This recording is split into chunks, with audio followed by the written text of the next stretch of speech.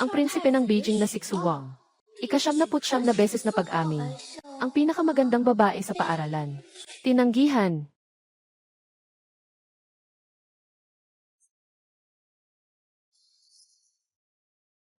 Paglingon niya, ibinigay niya sa akin ang rosas at card habang ako'y naghahanap sa basurahan. Munting pulubi. Ayaw mo bang maging prinsesa ko? Hindi mo na kailangang maghalungkat sa basurahan.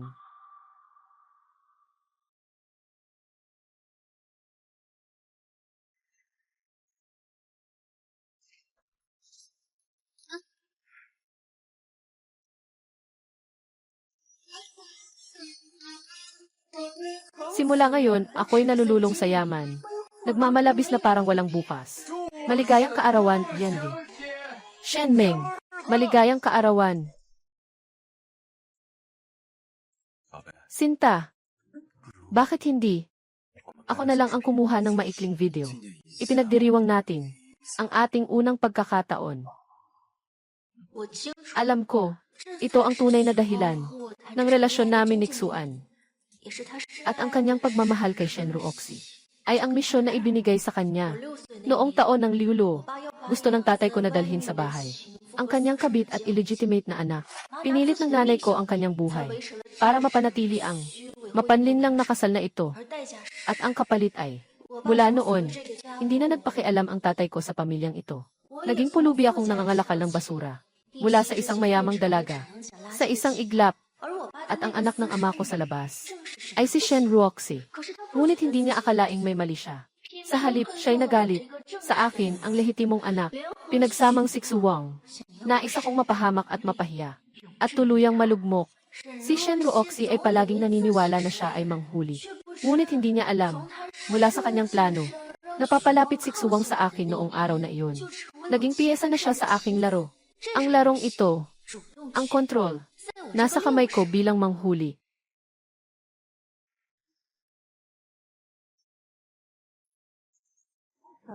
Mahal, ito ang iyong gantimpala. Bilang gantimpala sa tagumpay mong mapaloko si Shenmeng. Susunod naman, hayaan mo siyang pinakamalakas ang loob. Madumihan. Basta makakuha ng maliit na video ni Shenmeng. Ang susunod na gantimpala ay ako. Ang maliit na basurang ito, karapat dapat ka bang paghirapan? Hindi naman ako naglagay ng masyadong pera. Akala niya talagang mahal ko siya. Pumayag na siya. Naibigay ang sarili sa akin sa kanyang ika-18 kaarawan. Ibinigay na niya ang sarili sa akin. Ika-18 kaarawan. Hindi ba bukas na iyon? Huwag mong sabihin na nagre-record tayo ng video. Pinatanggal ko talaga lahat ng damit niya. Habang gumagapang siya sa kalye, susunod siya ng maayos. Ikaw nga eh. Sumunod ka na lang. Ibigay mo na ang sarili mo sa akin.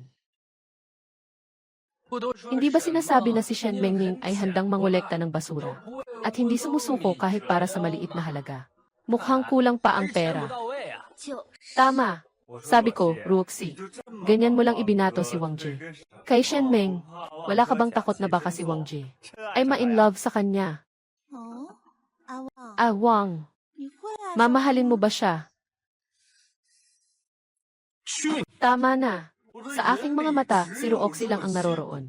Naiintindihan mo, yung si Shenmeng ay isa lang sa mga alaga ko. Maliit na cute. Naiintindihan mo, pag-ibig, napakamurang salita. Ang mga taong nabubuhay sa ulap, paano nila maunawaan ang mga araw na naghanap ng pagkain sa basurahan? Tamang-tama, kayo rin ay may malalim na damdamin. Nais kong bumangon laban sa hangin. Kanya-kanyang pangangailangan. Napakamakatarungan. Wala.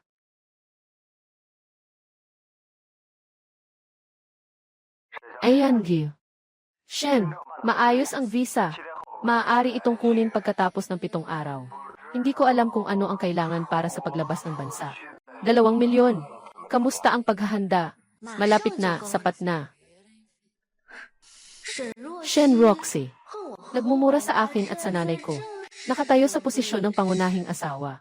Pinapasa niya ang pangalan ng anak sa labas. Ngunit nakalimutan niya. Siya ang talagang nagkamali.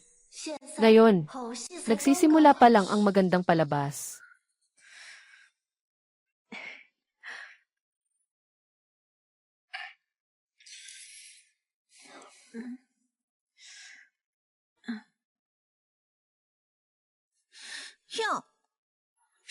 Ang ganda ng pulseras na ito. Medyo mahal, di ba? Ibinigay ito ni Shen Wang. Pero kapag tiningnan mong mabuti, parang ako, ang regalo ng kwintas na ito. Regalo na may peking bagay. Talagang hindi bagay, di ba? May mga bagay na ganito. Nakaukit sa pagkatao. Ang salitang mura. Diyos ko. May mga tao pa talagang tinatrato ang libreng regalo na parang kayamanan. Sabi ko kay Shen Meng, kung talagang kailangan mo ng alahas, sabihin mo lang sa akin. Sa bahay namin, sa katulong, marami silang hindi nagagamit. Suwang, talaga namang ikaw. Bakit hindi mo sinabi agad na ito ay libreng regalo? Pinapasaya mo siya. Hindi niya alam, akala niya. Nakakuha siya ng mura. Ganun ba? Gusto ko talaga ito. Hindi bale. Kung regalo man ito, basta galing kay Xuwang. Saan man ito, isang dayami. Itinuturing ko itong kayamanan. Sapat na. Hindi ba't isang pulseras lang yan? Bakit ka pa nag-iingay? Bukas, dadalhin kita para bumili ng bago. Ang kahihiyan ay lilipas din. Sa bawat pagkakataong nakakahiya. Sa huli, nagiging ginto lahat, na bumagsak sa aking bulsa. Pinagtatawanan nila ako dahil regalo lang ang tinatago ko. Ngunit hindi nila alam na matagal ko nang nilagyan ng presyo. Sa lugar na hindi nila nakikita, napakamura ng binili kong ito.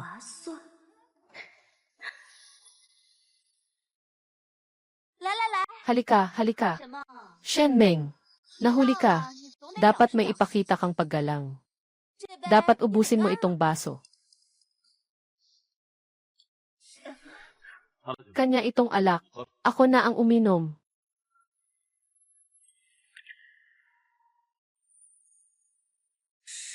Shen Meng, hindi mo ba iniisip na si Xuwang?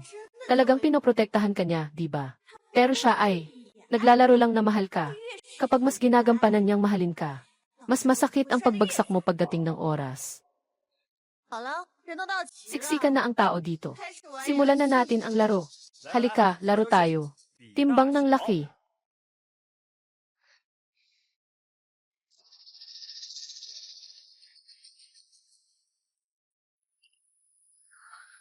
Ang pinakamaliit na baraha ang matatalo.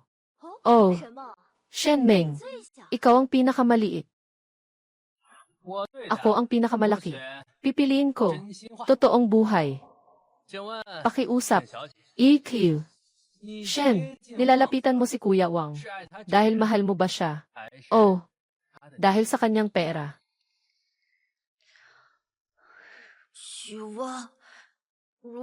Kung sasabihin ko, ang mahal ko ay ikaw bilang tao. Magtitiwala ka ba sa akin? Ayan, Gil. Shen, hindi mo naman sinasabi ito ng tapat. Kung talagang mahal mo si Xuwang.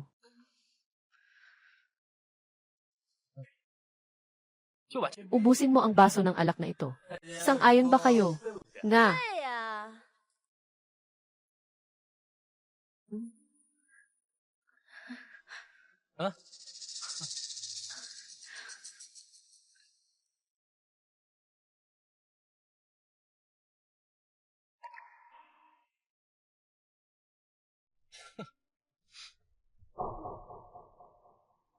Halika, halika, ikalawang round na. Pareho pa rin, tignan kung sino ang mas malaki.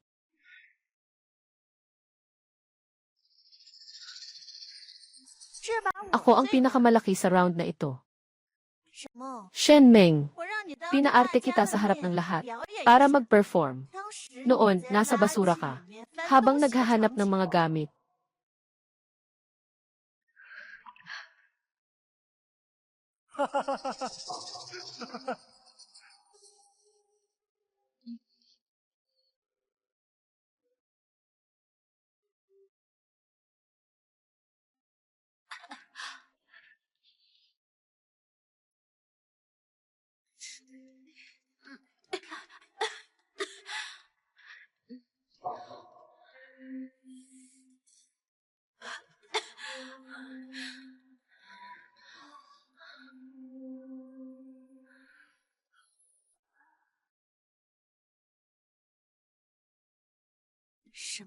Shenmeng, ikaw ba ay isang babaeng mapagmataas at mahilig sa pera?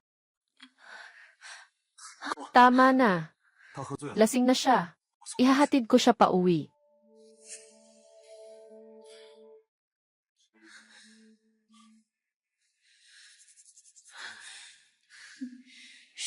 Shenmeng, halika. Magpatuloy tayo sa pag-inom. Hintayin ang pagsikat ng araw bukas. Malalaman mo ang pakiramdam ng maiiwan. At muling mahulog sa putik.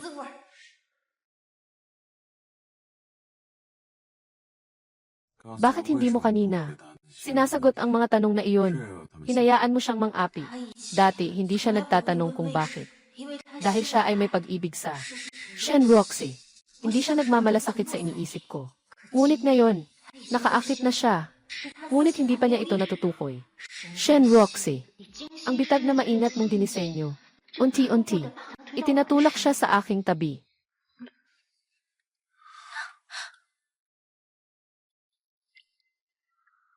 Anong nangyari? Aalagaan kita ng mabuti.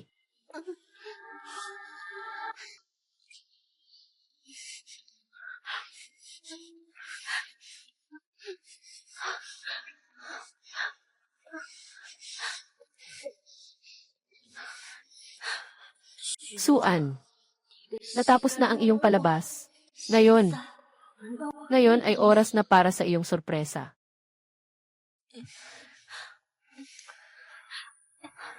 Sandali lang. Ano na naman ang gagawin mo? Suan, may regalo ako. Para sa iyo.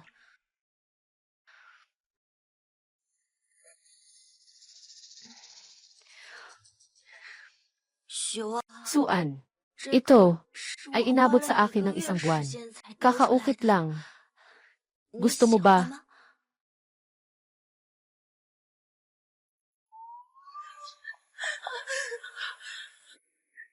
Sujan-tao, kung dadalhin mo ang babaeng iyon sa bahay, bumabagsak ako mula rito.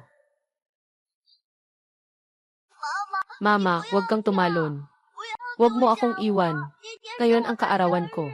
Hindi mo ba naaalala? Nangangahas ka sa akin. Tumalon ka. Tumalon ka na ngayon. Ngayon, patay ka na. Bukas, siya'y pakakasalan ko.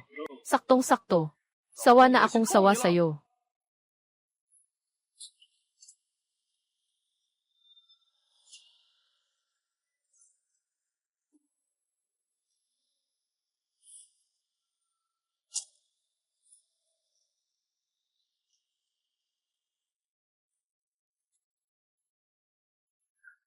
Sinasabi ko sa'yo, nang nag-aayos ako ng mga damit, nakita ko, isang sirang estatwa, na maingat mong binalot.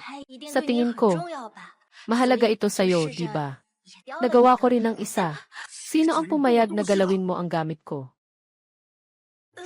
Sino ang pumayag na galawin mo ang gamit ko? Pasensya na. Wala. Hindi kita napaligaya.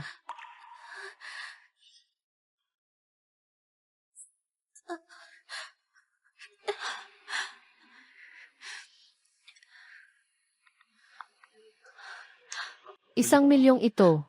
Ito ang ibinigay ko sa'yo. Wala akong utang kanino man.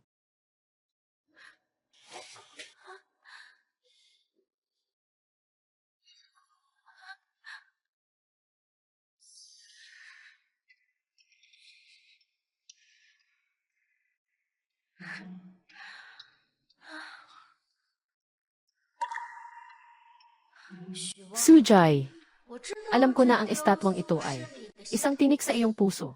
Gusto ko lang na muling sumaksak ito para maalala mo ang sakit na ito. Sa huli, dahan-dahang pinapanday ang mga pusta na gusto ko. Maligayang kaarawan, Shenmeng. Maligayang kaarawan, Shenmeng. Ang damit na ito ay talagang angkop sa iyo. Shenmeng. Pagkatapos ng pagkabangkarote ng pamilya mo, hindi ka pa nakapagbihis ng ganitong mahal na damit. Huwag naman sanang ma-excite ka na hindi makalakad. Ikaw ay isa lamang, pulubing nangangalakal. Kahit anong mahal na damit ang isuot mo, hindi nito mababago ang iyong pagkatao. Laman ng kahirapan sa kaibuturan. Hindi mo ba talaga iniisip na ito ay para sa iyo, na inihandang kaarawan? Ngayon, ay may malaking regalo na naghihintay sa iyo. Gusto kong makita, paano ka ba umiyak at gumapang palabas noon? Kaya dapat mong buksan ang iyong mga mata at tingnan ng mabuti upang hindi ka magsisi at maiwasan ang panghihinayang.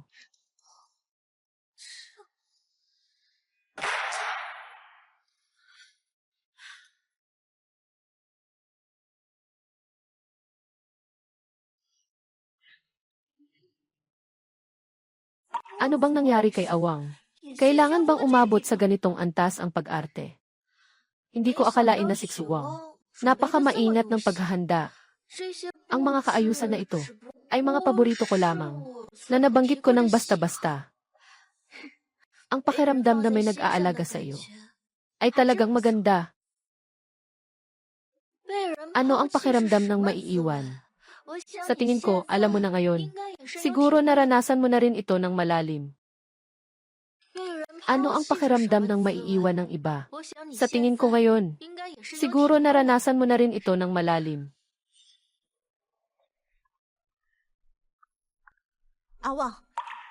Kahapon, nakipagtalik ka ba sa kanya? Nagawa na ang maliit na video na iyon. Ipakita mo nga sa akin.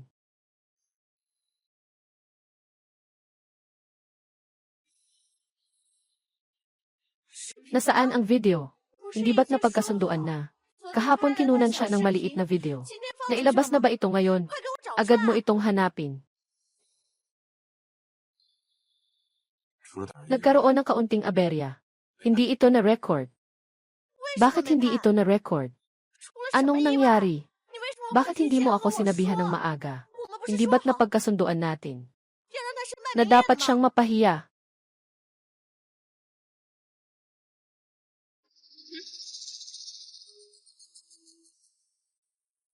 Su Wang. Hindi mo naman siya gusto, di ba? Shen Roxy, Shen Roxy. Binabati kita, binabati kita. Sa wakas ay natuklasan mo ang lihim na ito. Sayang, sayang. Ngayon lang natin nalalaman, ngayon lang natin naunawaan. Sobrang huli na, sobrang huli na. Hindi. Baka. Hindi ka naman talagang ma-in-love. Sa cute na ito, di ba? Wala akong ganun. Wala akong. Ngayon, tatanungin kita. Ako at si Shen Meng. Sino talaga ang pipiliin mo? Nag-aalangan ka. Dati, sinasabi mo kung ano siya. Ako ang pinakamahal mo na babae. Dahil tinanong mo na ito ng maraming beses. Bakit mo pa kailangang magtanong? Hindi ka ba nagsasawa? Ikaw pa ang nagsasawa sa akin. Ano ba ang ibig mong sabihin?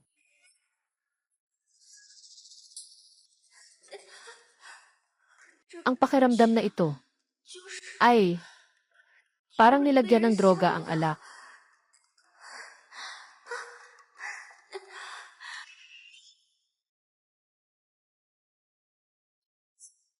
Mukhang nagsimula ng kumilos ang gamot. Buti na lang may iniwang plano ako. Shen Meng, pagkatapos ng araw na ito, ikaw ay magiging isang babaeng kinamumuhian ng lahat. Gusto kong makita kung si Awang ay hahanapin ka pa rin ba? Tingnan natin kung sino talaga ang iniwan.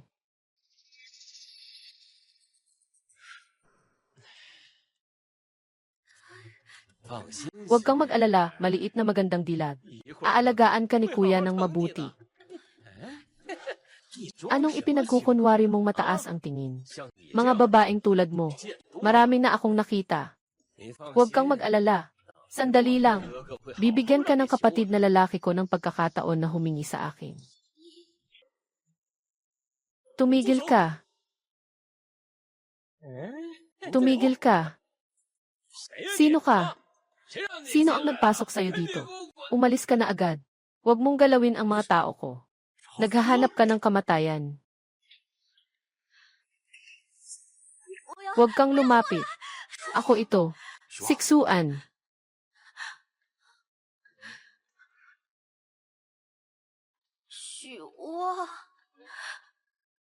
Dumating ka na rin sa wakas. Pasensya na. Nahuli ako. Sobrang sakit ng pakiramdam ko. Sobrang sakit ng loob ko. Su Wang. Pakiusap, tulungan mo ako.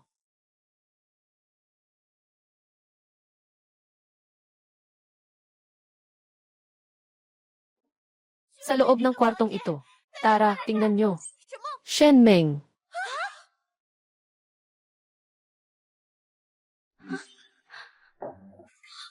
An. Bakit ikaw pa? Alam ko.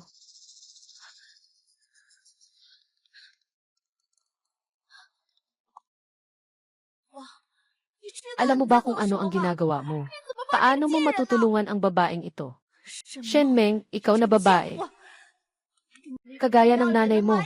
Sobrang pareho. Palaging pumipili ng tao. At kinukuha ang napiling lalaki. Ako at Siksu Wang. Hindi ka pwedeng makialam. Hindi ko ninakaw. Su Wang. Siya ang boyfriend ko. Nasa cellphone niya pa ang mga litrato namin. Wang. Nakalimutan mo ba? Ikaw ay umamin sa akin ng 79 na beses. Noong huli akong nagkasakit, nakatayo ka sa ospital buong gabi. Ngayon, malapit ka na sa akin. Isang hakbang na lang. Kilala mo ba ang maraming tao na si Shen Mengkai? Akala ko.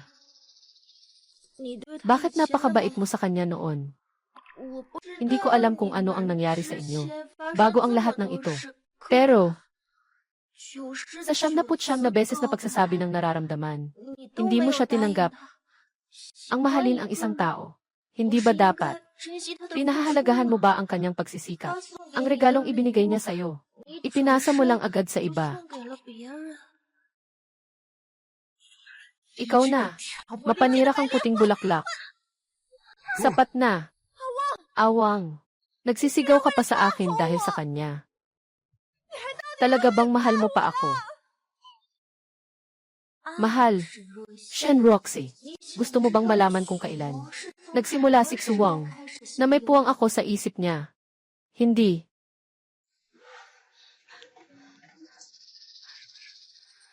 Yung malakas na ulan. Naalala ko noong bata pa ako. Dinala ng tatay ko ang babaeng iyon sa bahay. Para bang nabaliw ang nanay ko, sinira niya ang mga gamit. Sinuturo pa niya ako habang naninisi. Sabi niya, pareho daw kami ng babaeng iyon. Hindi niya ako inalagaan kahit may lagnat ako. Ang inisip lang niya ay ang pagtatalo nila ng tatay ko. Halos pareho tayo. Ang nanay ko ay pinilit din ng mistress na tumalon mula sa gusali. Siyempre alam ko.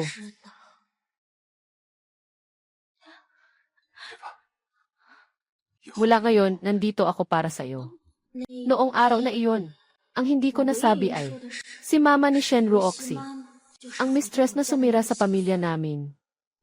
Hindi ako natatakot na mabigo ang plano.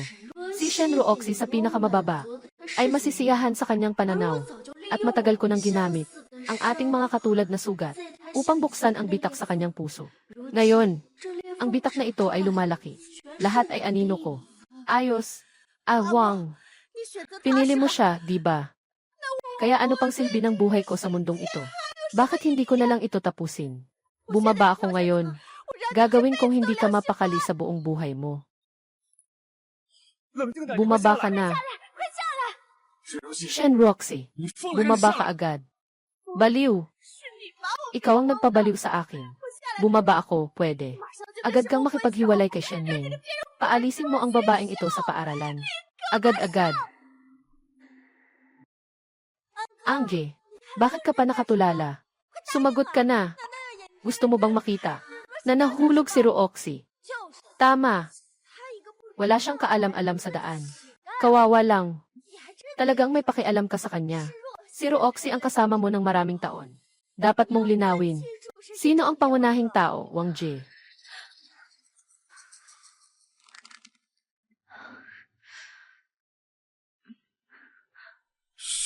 Suan, huwag magpahirap. Sanay na ako. Ikaw na ang magligtas sa kanya. Hindi kita sinisisi.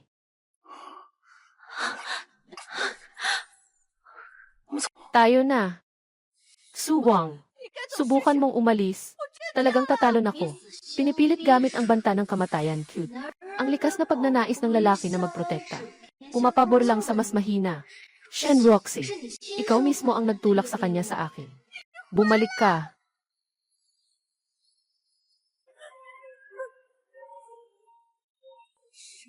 Shen Meng, hindi kita papabayaan kailanman.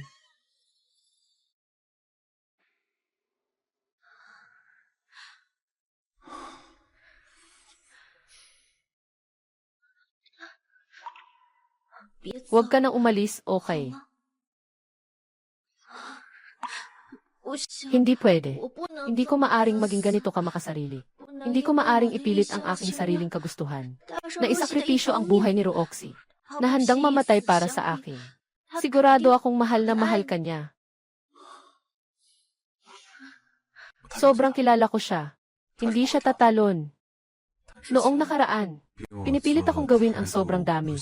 Mga bagay na ayaw kong gawin. Sa pagkakataong ito, hindi na ako makikinig sa kanya. Huwag mag-alala. Hindi ako aalis. Hindi kita iiwan. Huwag mo akong tratuhin ng ganyan. Seryoso ako. Magiging sakim ako. Hindi na kita kayang iwanan. Kung ganon, seryoso na ito.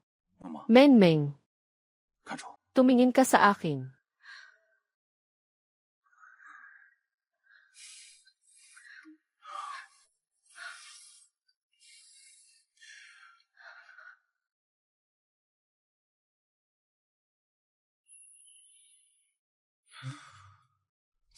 Kagabi, ito ang iyong unang pagkakataon. Ikaw ang dahilan. Ang mga sinabi mo kagabi ay dahil lang sa tamang atmosfera at sa mga hormone. Huwag kang mag-alala. Hindi ko ito seryosohin.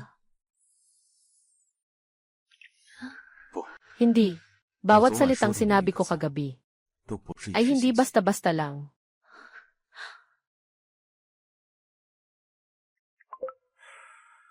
Sa tingin mo, ito man ay kompensasyon o pangako. Ang bagay na ito ay tiyak na ibibigay ko sa iyo ng pinakaangkop na paliwanag sa mga nakaraang araw mula sa kanya. Sobra na ang nakuha ko upang makaalis sa ibang bansa. Hindi pa tuluyang natanggal si Shen Roxy. At ang gusto ko ay ang pagkamatay ni Xuang. Gusto kong maranasan ni Shen Roxy ang mahulog sa sarili niyang pinaghirapang bitag. Ano ang pakiramdam?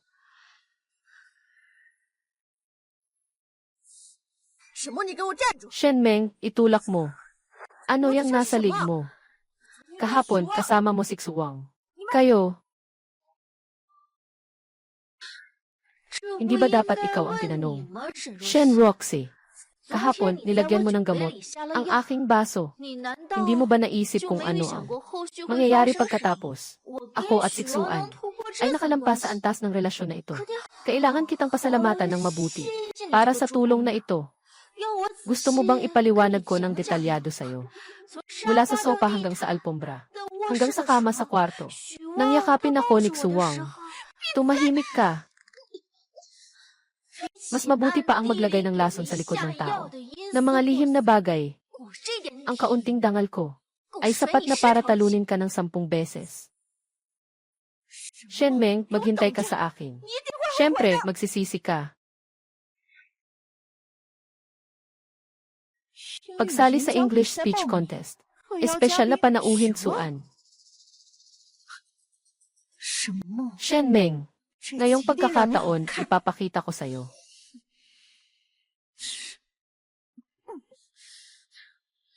Dagdagan ang slot para sa English speech contest.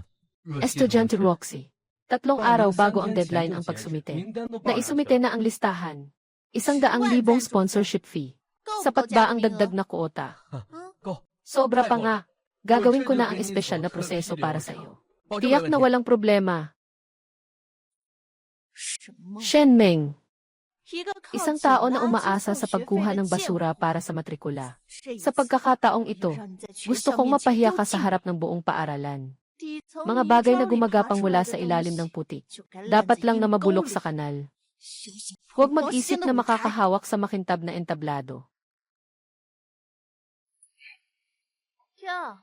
Ito ba ay si Shen Meng? Akala ko hindi ka darating Bakit? Nakamura ka lang at dumadalo. Gusto mo bang nagmamakaawa? Nais na makakuha ng simpatya sa pamamagitan ng pagmamakaawa. Ingles mula nang ako ay 5 taong gulang. Ang tutor ko ay isang katutubong tagapagsalita mula sa Oxford. Noong nakaraang taon, nanalo ako ng unang gantimpala sa lalawigan, paligsahan sa pagsasalita ng Ingles. Roxy, ang galing mo talaga sa pagsasalita ng Ingles. Mas tama pa kaysa sa mga dayuhan. Siguradong ikaw ang kampiyon ngayon. Siyempre naman. May mga iba pa. Baka pati ang sinasabi niya ay hindi mo maintindihan. Di ba? Sapagkat, isang taong kailangang mag-ipon para sa matrikula. Wala namang ekstrang pera para mag-aral ng Ingles. Narinig mo ba? Shen Meng, pagsasalita sa Ingles. Hindi ito para sa mga katulad mo na makadalo. Kapag dumating ang panahon, sa entablado, wala kang masabi. Kahit na mawalan ka ng mukha, huwag mong isama ang paaralan sa kahihiyan. Sinasabi na ang pagsasalita sa Ingles ay may mataas na mga kinakailangan sa pagbigkas at bokabularyo. Kung hindi ka nag-aral ng sistematiko, talagang mahirap makilala. Hindi lang mahirap makilala ang mga ganitong tao. Baka pati ang mga patakaran ng paligsahan. Hindi mo maintindihan sa Ingles. Tawanan mo nga, Shen Roxy. Hindi ka na makakatawa agad. Noong nakaraang tag-init, nasa London ako. Kasama ang tatay ko sa isang business gathering. Kahit ang lokal na tour guide, sinasabi ng lahat na ang aking Ingles ay purong royal na pagbigkas. Sinasabi ninyo, ito ba ay maituturing na talento? Roxy, ang galing mo naman. Mas standard pa kaysa sa kivis na Anchor. Talagang likas na likas ang iyong pagiging aristokratiko. Hindi ba? Ganito ang antas ko. Makasara ang mata, makapag-speech ng walang script. Mas magaling pa ako kaysa sa iba. Sapagkat taon-taon, nakikipagnegosyo ako sa ibang bansa kasama ang pamilya. Ang English ko ay halos katulad ng aking unang wika. Hindi tulad ng iba. Mukhang bukod sa mga suburb. Wala nang ibang paliparan sa sentro ng lungsod. Talumpati, nakataya ang kakayahan sa wika at lalim ng pag-iisip. Hindi ito tungkol sa bilang ng paglalakbay sa ibang bansa. Tunay na kaalaman at kasanayan. Hindi ito nakasalalay sa yaman ng pamilya. Tunay na kakayahan. Karapat-dapat ka bang magsabi ng mga salitang ito? Ikaw na nangangalap ng basura. Marahil hindi mo kayang bumili ng diksyonaryo. Karapat-dapat ka bang makipag-usap sa akin tungkol sa kaalaman? Huwag mong isipin na hindi ko alam ang mga plano mo. Gusto mo lang samantalahin ito. Nasirang laban para makilala sa harap ni Xuwang. Sinasabi ko sa'yo, nangangarap ka. Yung wala kang pakialam sa nanay mo at sa katawan mo. Kahit maghugas ng 100 taon, hindi mawawala ang amoy ng kahirapan. Lahat ng ito ay nakaukit sa buto. Sa buhay mo, hindi mo ito matatakasan. Roxy, hindi sulit na magalit sa ganitong tao.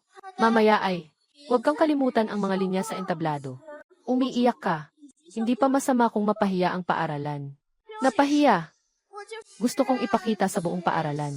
Sa mga guro at estudyante, dapat kang nasa imbernal, mangahas na pumasok sa loob, at agawin ang aking mga gamit. Ang kapalaran lamang ay pagbagsak at kahihiyan. Walang araw ng pagbangon. Pakiusap, susunod na kalahok. Si Shen Roxy, pakiakyat sa entablado para sa talumpati. Matuto ng mabuti. Sasabihin ko sa iyo kung ano ang kaibahan ng langit at lupa. Tawagin natin si Qiangi, Shen Roxy upang magbigay ng talumpati. Su Wang, tumingin ka ng mabuti. Tanging ako lamang na may magandang pinagmulan. At natatanging talento. Tanging karapat-dapat na tumayo sa iyong tabi. Si Shenming na iyon, napaka-imbsil. Ngayon, ipapakita ko sa kanya ang kanyang tunay na kulay sa harap ng lahat. Babasagin ko siya hanggang sa maging pulbos. Sa panahon ng aking pag-aaral sa Oxford, nakipag-usap ako sa mga lokal na estudyante. Tungkol kay Shakespeare, mga trahedya, bilang mga kabataan sa bagong. Ang kanilang mga pananaw ay nagulat. At hayaan ang mundo na marinig. Marinig ang aming mga tinig. Maraming salamat sa inyong lahat. Salamat sa inyong pagkilala. Ngunit ang susunod na kalahok, talagang tinatawag na sorpresa ng isang estudyante. Nag-ipon ng tuition araw-araw, na naglakas loob, na magparehistro para sa patimpalak sa pagsasalita sa Ingles. Tiyak na may naghihintay sa ating lahat para magbukas ng ating mga mata. Tama ba, Shenming? Hindi ako nagkakamali, di ba? Si Shenming ay talagang sumali sa kompetisyon. Isang maliit na batang babae lang. Pwede bang makipagkompetensya sa Ingles kay Roxy? Baka nandito lang siya para magpatawa. Ito ay para makakuha ng awa. O talagang sarili lang ang pinapahiya.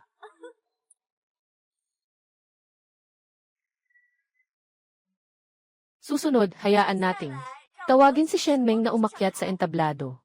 Wala.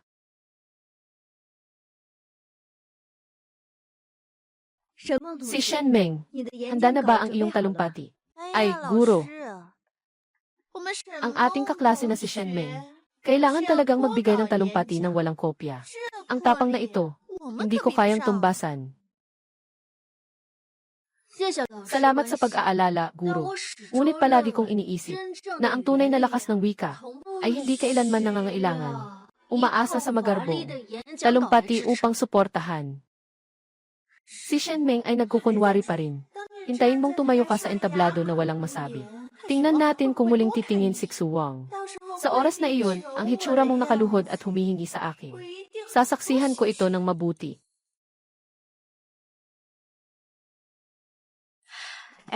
Lahat, may sarili silang mundo. Sa kanilang kalat, malayo, o malaki, o maliit. Ang mundo ay malawak. Hindi tumutukoy sa mga bundok, mga ilog, mga lawa. Itong pagbigkas, maihahambing sa katutubong wika. Impossible. Itong nangangalap ng basura.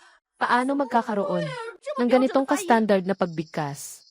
Ang araw, buwan at mga bituin. Pati na rin ang kanluranin. Meng-meng. Ilan ba talaga ang mga lihim na itinatago mo? Alin ba talaga ang totoong ikaw?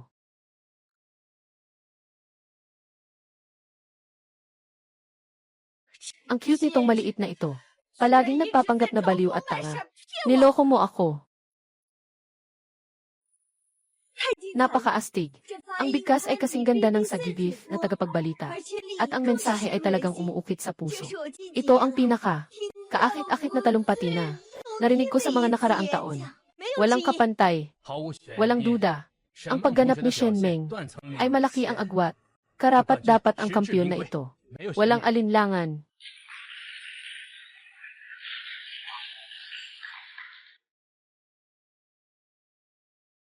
Huwag kayong padala sa kanya. Hindi siya isang henyo. Isa lang siyang araw-araw sa likod ng paaralan. Nangungulekta ng basura. Ang matrikula niya ay galing sa pangungulekta ng basura. Hindi siya karapat-dapat na tumayo sa entabladong ito. Kaya pala ang suot niya ay pangkaraniwan lang. Nangungulekta ng basura. Totoo ba yan? Pero kanina pa, ang galing na pagsasalita niya ng Ingles. Napakahusay. Bakit tahimik ka? Nakita mo ba ang tunay kong pagkatao? Isang taong nangungulekta ng basura. Bakit ka narito? Na nakikipagkumpetensya sa akin para sa kampyonato. Karapat-dapat ka ba na tingnan ka ni Xu Wang?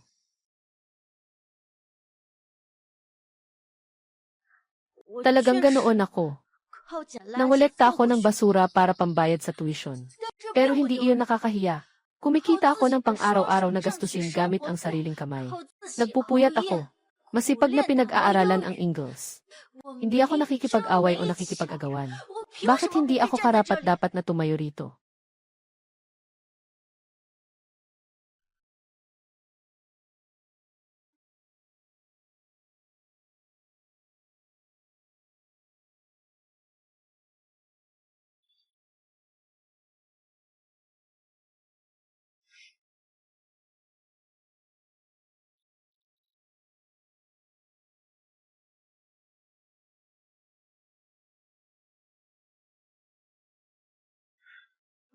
Hindi talaga ako mahusay. Pero may pagsisikap akong hindi kayang isipin ng kahit sino sa inyo. Habang nag-a-afternoon tea ka, nasa tapunan ako ng basura, naghihiwalay ng bakal. Para lang makakuha ng pera. Para makabili ng second-hand na diksyonaryo. Habang namimili ka sa mall, nagsasanay ako ng pagbigkas sa palaruan. Hanggang sa manghina ang aking lalamunan. Ang mga kamay kong ito ay nakalikom ng napakaraming basura at nakasulat ng napakaraming salita. Tatanungin mo ako kung ano ang gamit ko sa pag-aaral ng Ingles. Sasagot ako sa'yo. Ako ay nakuha mula sa mga lumang libro na may amag, na inukit ko, nakuha ko mula sa tambakan ng basura, at narinig mula sa isang recorder.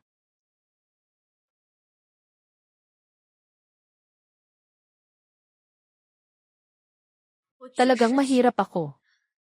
Pero ang aking mga pangarap ay mayaman.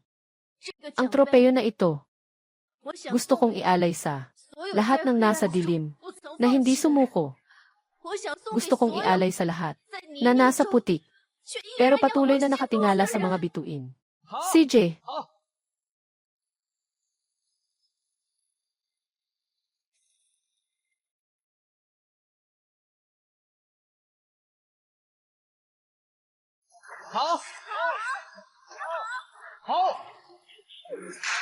nonsense ka. Sinungaling ka. Yung mga kwentong nagpapakilig mo, lahat yan ay gawa-gawa mo lang. Hinihiling kong kanselahin ang kanyang kwalifikasyon. Hindi siya karapat-dapat maging kampiyon. Shenru Oxy, sapat na ba ang gulo mo? Bilang isang espesyal na hurado, ako ang nagbibigay ng garantiya. Ang mga marka ni Shen Meng, totoo at westo. Walang makakapagbago. Ah, Wang. Sige na, sapat na yan. Hanggang kailan ka pa mag-aartista? Dapat tapusin mo na ang malalim na eksenang ito kay Shen Meng. Dapat tapos na yan, di ba? Lupon ng mga hurado. Wala sigurong nakakaalam, di ba? Itong si F na hurado. Hindi naman talaga seryoso sa paghabol kay Isde Nan. Siya ay isang taya lang. Sa pagitan ko at ni Yi. Taya kung kaya ba niyang nagmahal sa kanya sa loob ng isang buwan. Ano ang nangyari? Isang bulaklak na ayaw ko. Isang itim na card na hindi ko pinapansin. Itong babae, agad na dumikit dito. Sabi mo, ganitong, mga cute na nakatingin sa pera. Karapat-dapat ba siyang tumayo sa entablado na ito? LN. Ajay. Tama na siguro. Huwag mo nang aksayahin ang oras mo sa babaeng ito. Ang taong pinakamamahal mo. Hindi ba ako iyon? Hindi iyon. Su Wang. Ang sinasabi niya, yung mga lambing, yung mga paghikayat, lahat ng iyon ay peke. Isang sugal lang ito. Ako. Tara, tingnan nyo. Saksi ang buong internet. Ang cute na nagkukunwaring inosente. 04 mainit ang bituin. Akala mo sino ka? 17 nag-aalab na bituin. Itutok mo ang kamera sa nagsasalita. 17 nag-aalab na bituin. Akala mo sino ka? Keyboard warrior. Mag-umpisa na tayo. Ikaw lang ang taya sa pustahan namin ni Xuang. Mga chips sa sugal. Maglagay ka ng kaunting pera. 12 oxygen lemon, ang cute na malapit ng makuha. Buong buo, nakaupo lang, malapit ng makuha ang cute na ito. Isang maliit at magandang bagay na madali mong makukuha. Lahat, tingnan ninyo ng mabuti. Siya ang babaeng kasama ko ni Awang. Siya ang babaeng kasama ko ni Awang. Sixway ay kumatok, siya ang babae ni Iwang at ako, Sixyansian. 16 na panandang pandagdag na hindi tunay, bobo, ang galing, nag-aakto lang ng kawawa para makakuha ng simpatya. 17 kumakain ng pakwan ng walang buto, nag-aakto ng kawawa para makakuha ng simpatya. Mahalaga, si Wayne. 36 kinatawa ng klase, nag-aakto ng kawawa para makakuha ng simpatya. Si Liwa, gustong-gusto ang streamer. Si Liwa, gustong-gusto ang streamer, kahit ang tuition ay kailangan pang ipagbili ang basura. 13 si Lux na bobo, dumating na, dumating na. 13 si Lux, kahit ang tuition ay kailangan pang ipagbili ang basura. 16 na si Pikachu, 6,666. 16 na si Pikachu, kahit ang tuition ay kailangan pang ipagbili ang basura. 05 nakabukas na alternatibong account, kita-kit sa forum ng mga kapatid. 05 nakabukas na alternatibong account, kahit ang tuition ay kailangan pang ipagbili ang basura. 36 hindi mayaman ay mahal, ang galing. Nagmamalasakit pa sa ibang lalaki. Shen Meng, ang pakiramdam na may sumusugod sa likod. Ano nang nangyari? Ikaw at ang iyong buwang-buwang na ina ay iiwanan ng lalaki at itatapon ng mundo. Tama. Ako ang inyong taya. Pero ang tunay na nanay ko, siya ang lehitimong asawa. At ang nanay mo ay nakialam. Ang nanay ko ang biktima. At ikaw, Shen Roxy. Ikaw ay wala kundi isang maliit na cute na hindi makalabas. Anong karapatan mong batikusin ako? Tumahimik ka. Ang nanay ko ang tunay na pag-ibig. Matagal lang hindi mahal ng tatay ko. Yung babae mo na iyon, ginamit ka ng nanay mo para takutin ako. Ano ang kinalaman namin dyan? Ako ang tunay na mahal ni Xuang. Ano ang karapatan mo para makialam? Shen Roxy, hindi ka talaga makapigil ng sarili. Ikaw at ang nanay mo, yung mga bagay na ayaw ipakita sa iba. Panahon na para ipaalam sa lahat na ikaw mismo ang nagbukas ng kurtina ng magandang palabas. Akala ko si Shen Roxy. Ang cute na iyon. Nakikita ko siyang nakadamit ng marangya. Akala ko siya ay, anong mayamang anak babae ito? Anong klaseng mundo ito? Ang mga anak na babae ng mga babae ay nakadamit ng ginto at pila. Anak ng lehitimong asawa. Ngunit umaasa sa pagkuha ng basura para mabuhay. Kung may dapat sisihin, sisihin mo ang ina ni Shen Meng. Sino ang nagpasya na hindi niya mapigilan? Ang kanyang asawa. Hindi ako cute na bata. Shen Roxy, hindi mo na kaya ito. Hindi pa sapat. Gusto kong ikaw mismo ang magpasimula. Nang huling panggatong, ang ibig mo bang sabihin ay umalis ang lalaki, tinatanggap ng unang asawa. Siyempre, walang kakayahan. Napigilin ang kanyang asawa, ay talagang kaakit-akit. Talagang kawawa ang nanay mo. Kung ako ang nanay mo, umalis na ang asawa. Maghahanap na lang ako ng bubong. At tatalo na lang, para hindi na ako mapahiya sa mundong ito. Nakahulog na ang pain. Shen Roxy, sa wakas ay nahulog ka na sa bitag. Mama, huwag kang tatalon. Huwag mo akong iwan. Tumalon ka na ngayon. Mamamatay ka ngayon. Bukas ay isasama ko siya pauwi. Ulitin mo. Sino ang dapat mamatay? Hindi pa. Ulitin mo nga. Sino ang dapat? Shen Meng. Nay niya. Hindi niyo alam. Ang nanay niya ay isang ganap na tanga. 2 buwan na silang kasal. Akala niya ay nagpakasal sa pag-ibig. Kaya ang tatay niya natulog sa kama ng nanay ko. At itong si Shen Meng, kung hindi siya nagbanta na mamatay. Matagal na akong tunay na panganay ng pamilya Shen. Lahat ng ito ay dahil sa iyo. Sinira ang buong pamilya ko. Suan, gusto mong malaman ang tunay na katotohanan. Nalaman ng nanay ko na niloloko ng tatay ko. Kinausap niya si Shen Roxy sa bahay nila. At sila ng kanyang ina at anak, pinagsasapak niya ako ng malubhang sugat. Pag-uwi ko sa bahay, nabaliw siya. Kinuha niya ang kutsilyo. Hinampas niya sa lig ko.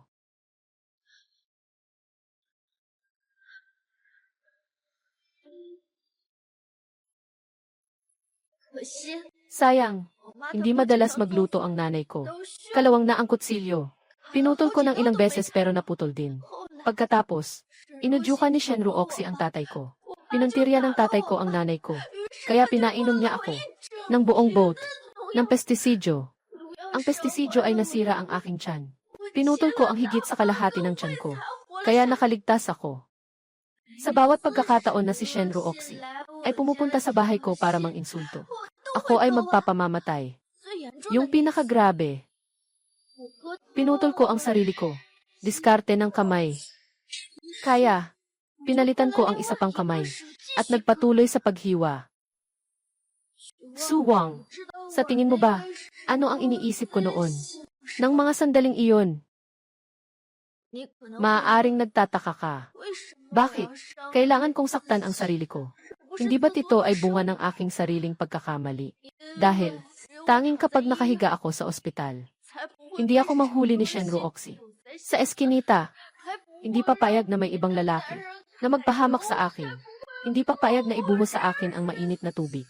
Hindi papayag na tusukin ako ng bakal. Sa aking hita, dahil siya lamang ang naniniwala na ako'y nagkulang. Siya ito, katayuan ng anak sa labas ng kasal, ay makapagpakatotoo sa ilalim ng araw. At ako, na sa lahat ng paraan, ay nasasaktan ang sarili. Ako lang, nais kong maging maayos. Buhay. Iyan lang. Hindi, Su Wang. Niloloko ka niya. Isa siyang cute na bata. Hindi ba gusto mong makasama ako? Itigil na ang laro. Agad na agad. Maari na tayong magsama. Itong sampal na ito ay para kay Shenmeng na nagdusa ng sakit sa mga nakaraang taon. Si Su Wang, hindi ka makapaniwala para sa babaeng ito. Saktan mo ako. Ang dami ng taon ng pagmamahal ko. Tumahimik ka. Kung magsasalita ka pa ng isang salita. Sa tingin ko, napaka nakakainis. Menmeng, pasensya na. Napaaga ako. Huwag kang mag-alala. Hindi na ako muling papayag na may makasakit sa iyo. Maghiwalay na tayo. Ayaw kong makipaghiwalay.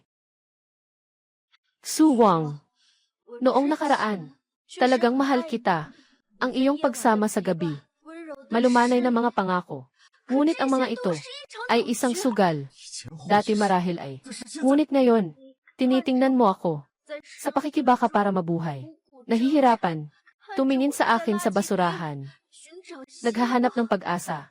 Ngunit tanging, ginagawa ninyo akong pusta para sa kasiyahan. Hindi ganito. Menmeng, hindi ganito. Pakinggan mo ako. Talagang dapat nang matapos ang laro. Ngunit, Suan, ako na ang ayaw sa'yo. Menmeng, Su Wang, kung aalis ka, tapos na tayo. Ganap na. Umalis ka. Shenmeng, ikaw kaibig-ibig mong pulubi. Ipapakita ko sa iyo. Kasama ko si Shenru Oxy. Nagnanakaw ng lalaki. Na kinabukasan. Malambot ang iyong kama.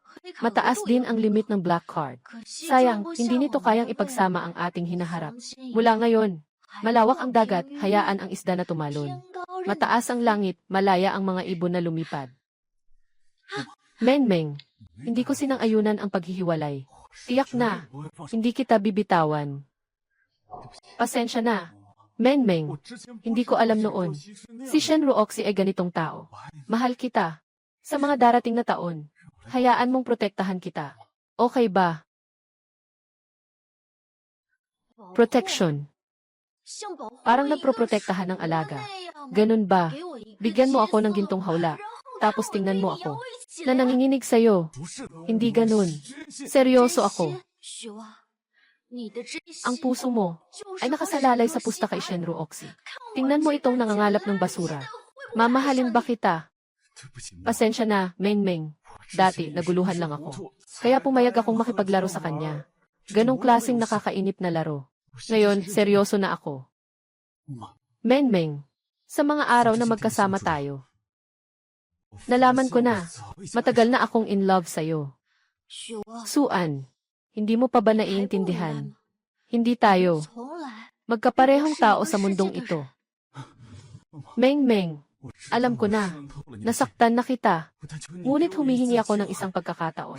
Bigyan mo ako ng pagkakataong patunayan ang aking sarili. Isang pagkakataon na tunay kitang mahalin. Gagawin ko ang lahat para sa'yo.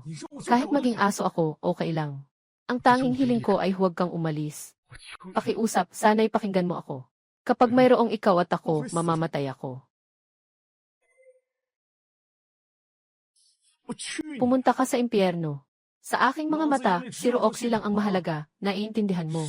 Si Shen Meng ay wala kundi isang aso na, nasa tabi ko lamang. Noong dati, itinuring akong mahalaga ng mga tao. Ngayon, sila na ang humihingi. Maging aso mo. Talagang nakakatawa. Pakiusap na. Mabaliw ako nang wala ka. Hindi. Shen Meng. Ginawa niya iyon ng sadya. Matagal na siyang humingi ng tawad. Ang pustahan namin ni Iwang. Nagkunwaring nahuli siya. Para agawin si Iwang. Wang. Mag-isip ka ng malinaw. Lahat tayo ay niloko niya. Nagpanggap siyang walang mali siya at inosente. Sa totoo lang, matagal na nilang naayos ang laro. Shen Meng. Matagal mo nang sinabi. Tungkol sa our bet. Diba? Sa isang buwang ito, palagi kang nagpi-play acting. Para lang mailigtas si Iwang. Kinakawan mo ako. Hindi ko maintindihan ang sinasabi mo. Nagpapanggap ka pa rin. Tumigil ka na sa kakasabi ng walang kwenta dito. Umalis ka na. Pag nakikita kita ngayon, nakakaumay. Hindi ako naniniwala na ganito ka kasarap. Na ganito ka kasakit sa akin. Sinabi mong poprotektahan mo ako. Hinabol mo ako ng matagal. Ilang beses ka nang umamin ng pagmamahal. Ang kabutihan mo sa akin. Nakalimutan mo na ba? Mga bagay na iyon ay nakaraan na. Ngayon, si Mengming lang ang nasa puso ko. Nasaan ang pangako mo sa akin? Sabi mo, matapos mong lokohin siya, iiwan mo na siya para makasama ako. Tama na. Huwag na sanang pag-usapan. Ang mga nakaraan, okay ba? Isang mapagmataas na manghuli. Isang walang pusong sugarol. Akala nila, kontrolado nila ang lahat. Ngunit hindi nila alam na ang kapangyarihan sa laro ay matagal nang nasa kamay ko. Kung paano magpapatuloy ang kwento. Ako ang magdedesisyon. Ngayon, panahon na para sa biktima na gumanti. Suan, totoo ba ang sinabi mo kanina? Lahat ba iyon ay totoo? Wala akong pakialam. Ano man ang parusa sa iyo, gagawin mo iyon. Siyempre, basta't magpatawad ka sa akin. CJ, kaya't hubarin mo na ang damit mo. Anong? Sabi ko, hubarin mo lahat ng damit mo. Dream. Nasa daan kami ngayon. At saka, maraming mga kaklase ang dumadaan. Kaya, Suwang, minsan na namang niloko mo ako. Hindi mo talaga kaya, di ba? Hindi naman. Meng. Sinsero ako. Awang, nababaliw ka na. Sadyang nilalait ka niya. Huwag kang magpaloko. Shen Roxy, tama ka. Sadyang pinapahiya ko siya. Gusto kong maranasan niya rin. Ang pakiramdam ng pagiging nilalait sa harap ng lahat ay parang kung paano niya ako minamaliit noon. Umalis ka. Hindi mo kailangang makialam sa amin.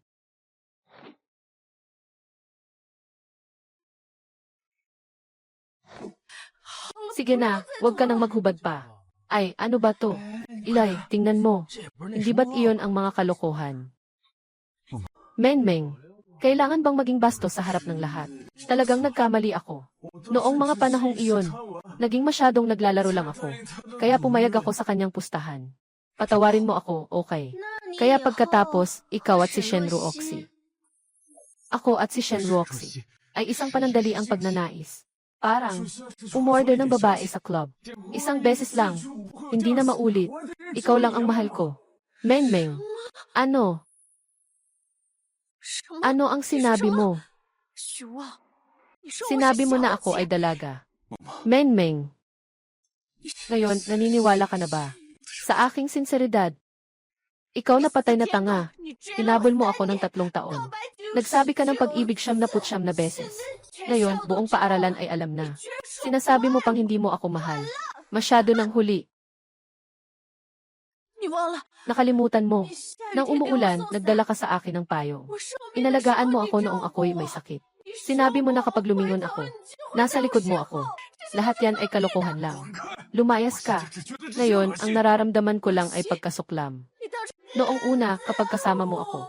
Sa tabi ko, bakit hindi mo nararamdaman ang pagkasuka? Akala mo ba talagang mahal ka niya? Nasa pustahan siya. Nag-aakto pa rin siya kasama mo. Shen Roxy. Sa wakas, naranasan mo na. Ang pakiramdam ng being abandoned. Ang pakiramdam na ito. Hindi ba? Mas masakit kaysa sa inaasahan. Pero hindi ka naman kasing masama. Masama ako. Mahal, kung hindi dahil sa'yo, hindi siya magbabago ng isip. Kagaya mo ang nanay mo. Laging nang aagaw ng ibang lalaki. Humingi ng tawad. Ayaw ko. Ang nanay niya ay cute. Siya rin ay cute. Kailangan kong turuan siya ngayon. Itong hindi. Alam ang taas ng langit at lalim ng lupa na cute. Subukan mong galawin siya. Ayoko talaga. Ang cute mo naman. Ngayon, tuturuan ko siya ng leksyon. Ang cute. Dito ka tumama. Kung hindi ka tatama ngayon, hindi ka tunay na lalaki. Hindi ako naniniwala dyan. Sasaktan mo ako para sa babaeng ito. Talaga bang may lakas ka para saktan ako? Mahal na bata, gusto kong maranasan mo. Kung ano ang sakit, lumayo ka sa akin. Itong sipa ay para ipaalam sa iyo. Ano ang magiging kaparusahan sa sinumang humawak sa kanya? Su Wang. Dati kapag naputol ang balat ng kamay ko, sakit na sakit ka pa ng matagal. Ngayon paulit-ulit mo pa itong ginagawa. Para sa kanya, ako. Shen Roxy. Masarap ba ang sipa na ito? Ang paa na ito. Hindi kasing sakit ng ginawa mo sa iba. Natinusok ang aking hita ng bakal. Nanapa ka. Mahaba pa ang mga darating na araw. Marami pang pagkakataon. Dahan-dahan lang tamasahin mo ito. Shen Meng, hintayin mo. Basta't nabubuhay ako, si Shen Roxy, sa isang araw. Hindi kita palalampasin. Pipilitin kitang magbayad. Mas mabuti pang mamatay.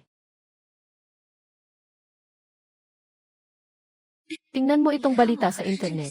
Nagbuhos ng mainit na tubig. Hindi ito mangyayari. Tinusok siya ng bakal sa hita. Tingnan mo. Tara, tingnan niyo lahat. Hindi ba siya yung nasa video? Masamang anak na babae. Tingnan mo, Zai Zai. Grabe talaga. May mukha pa siya. Lumalabas para mamili ah. Tama. Siya nga iyon. Inaapi niya ang iba sa video. Yung babaeng nang aapi. Ang sama ng puso niya. Ngayon na mga dalaga. Bakit ganun kasama? Pinasisigla ang tao na magpakamatay. Gaano kalalim ang galit?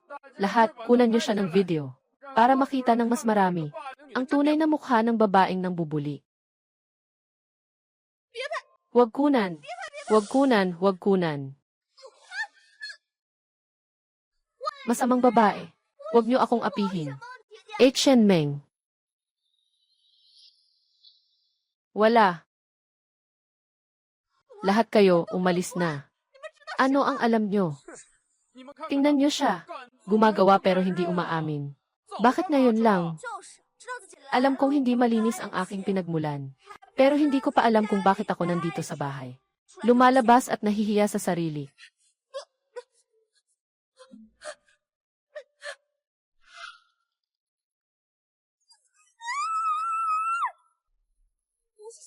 Lahat ito dahil kay Shen Meng. Nasumira sa akin. Ngayon, hindi na ako makalabas. Tay, kailangan mo akong tulungan, please. Ay naku, aking munting mahal. Anong nangyari sa'yo? Tingnan mo. Shanfeng Express, go go go, si Shen Meng, ang babaeng yan, nakakaawa ang ate. Rose Woman, ang hirap ng buhay, ang illegitimate daughter ay may ganang ganyan, nakakaawa ang ate. Si Shen Meng, ang babaeng yan. Detroit, Darwin, nandito na, si Shen Meng, ang babaeng yan, bumagsak na siguro. Nagsasalita ng kalokohan sa talumpati. Ngayon, buong internet ay naninisi sa akin. Kakatapos ko lang lumabas.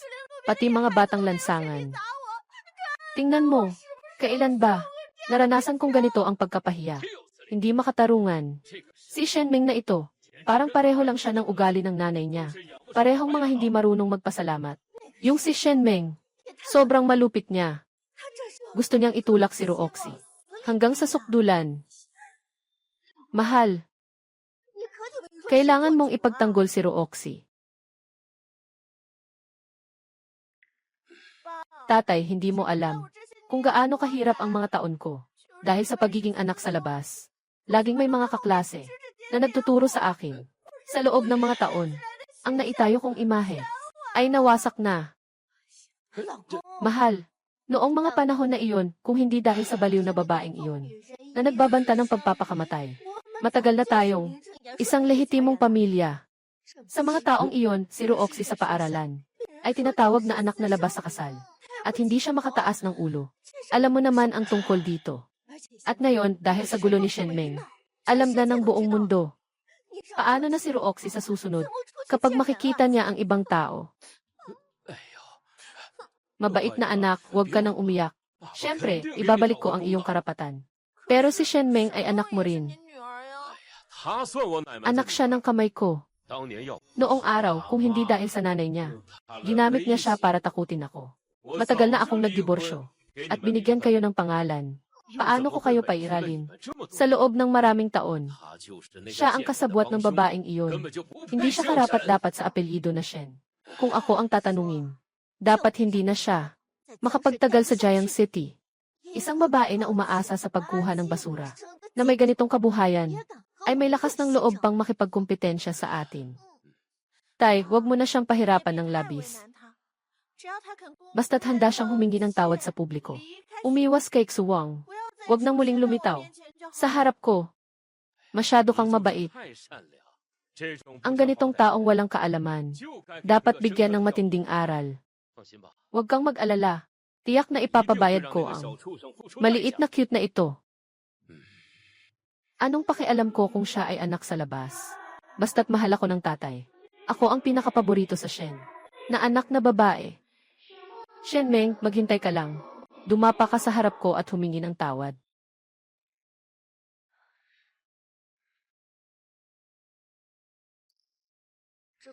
Ang kulong na ito na nagparusa sa akin ng higit sa 10 taon.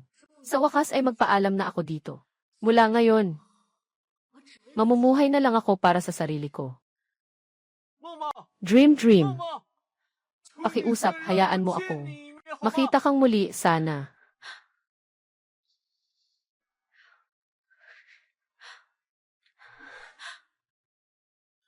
Dream. Sa wakas ay handa ka nang makipagkita sa akin. Nagkamali ako. Bigyan mo ako ng isang pagkakataon, okay ba? Suan, tapos na ang pagitan natin. Tapos na ito. Hindi. Hindi ako pumapayag. Alam kong may puwang ka pa para sa akin. Tama ba?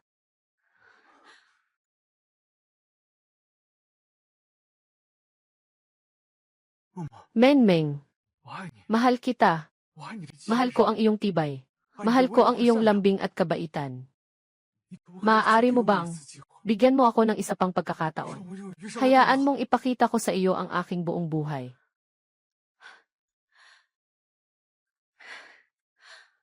Malambot, mabait. Suan, paano mo malalaman na ako ay kasama mong nag-a-acting? Nakatanggap na ako ng tawag mula sa Harvard University. Susunod na linggo, aalis na ako sa ibang bansa. Suwang, ikaw ang aking mga pakpak. Salamat sa mga araw na ito. Sa mga bayad na ibinigay mo sa akin. Napakabuti. Sinamahan din kita sa pag-arte ng buong puso. Ngunit ngayon, lahat ay dapat nang matapos.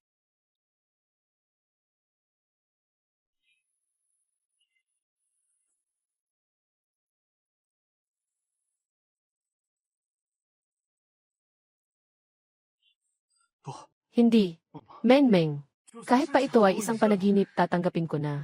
Maaari kong muling simulan ang pagsunod sa iyo. Sasamahan kita. Lugar na gusto mong puntahan. Sasamahan kita sa mga bagay na gusto mong gawin. Ayaw mo bang pumunta sa Harvard? Sasamahan kita. May ari-arian ako sa ibang bansa. Maaari kitang samahan sa pag-aaral. Gusto mo ng kalayaan? Maaari kitang bigyan ng kalayaan. Ano ang gusto mo? Maaari kong ibigay sa iyo lahat. Ang hinihiling ko lang ay huwag kang maging katulad niya. Huwag mo akong itulak palayo.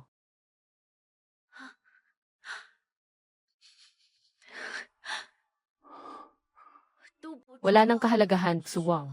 Ang gusto ko, nakuha ko na. Suwang, bulag ka na. Suan, bulag ka ba? Ginamit ka niya para umakyat. Ginawa kang hagdan. At nandito ka pa rin nagmamakaawa. Nasaan na ang karangalan mo, Ginoo? Kinain ba ng aso? Walang kinalaman sa akin ang mga iyon. Hindi ka dapat makialam.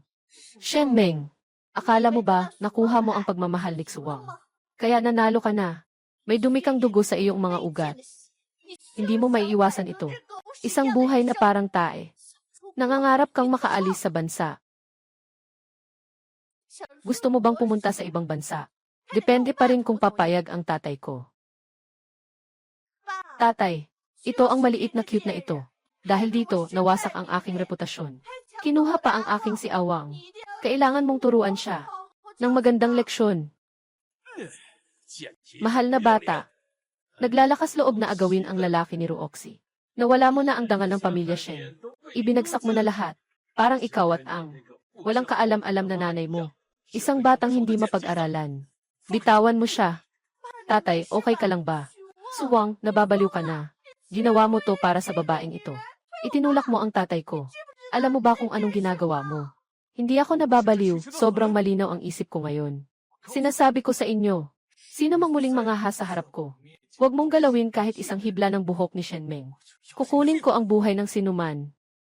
Matanda, makinig ka ng mabuti. Si Shen Meng ay nasa ilalim ng proteksyon ko, si Xuang. Kung muling gagawin mo siyang target, kahit isang hibla ng buhok, wawasakin ko ang buong pamilya Shen. At aalisin sila sa Jiang City ng tuluyan. Suan. Suwang. Handa ka bang para sa maliit na cute na ito? Lubusang sirain ang relasyon natin ng pamilyang Shen. At mag-away ng todo. Mag-away ng todo. Sa tingin mo ba karapat-dapat ang pamilyang Shen? Ano ang sinabi mo sa kanya kanina? Mahal kong cute. Sasabihin ko sa'yo. Sa paningin ko kay Xuang, mas marangal siya kaysa sa lahat ng tao sa pamilya Shen. Kung pagsasamahin pa, lahat ay malinis. Hindi kayo karapat-dapat kahit ipahid ang kanyang sapatos. Xuang, nagising ka na sa alak. Itong maliit na cute. Anong pampatulog ang ibinigay niya sa'yo? Nagsisinungaling siya mula simula hanggang wakas. Wala talaga siyang pag-ibig sa'yo. Matagal na siyang umalis sa ating pustahan. Simula pa lang, ginagamit ka na niya. Gusto niya ang pera mo at ang katayuan mo. Ano naman, wala akong pakialam. Kahit na niloloko niya ako at ginagamit ako. Sige, tatanggapin ko na lang. Isang beses lang ako mabubuhay at ibibigay ko ito. Nasa kamay niya ito. Aaminin ko rin. Ano na? Walang anuman, di ba? Suwang, salamat sa pagtakbo para sa akin. Ngunit may ilang bagay na kailangan kong lutasin ng mag-isa. Ano ang sinabi mo kanina? Sinasabi mong nawalan ako ng mukha para sa pamilya Shen. Talagang napakalaking biro nito. Kailan ba ako naging tao ng pamilya Shen? Ikaw, bakit mo ako kinakausap ng ganyan? Sino ang nagbigay sa iyo ng lakas ng loob? Alam mo ba, sino ang nagpalaki sa iyo? Nagpalaki. Ang ibig mong sabihin, pati ang matrikula. Kailangan ko pang, pagsikapan ko pa, nangungulekta ng mga plastik sa basurahan. Isa-isa kong pinagsama-sama. Utang na loob ng pagpapalaki. Noong mga panahong iyon, ikaw at si Shen Ruoxi, kapag medyo hindi maganda ang pakiramdam, ginagamit akong punching bag. Pinapalo at sinisipa. Malalim na pagmamahal ng ama. Sabi mo, alin ba iyon?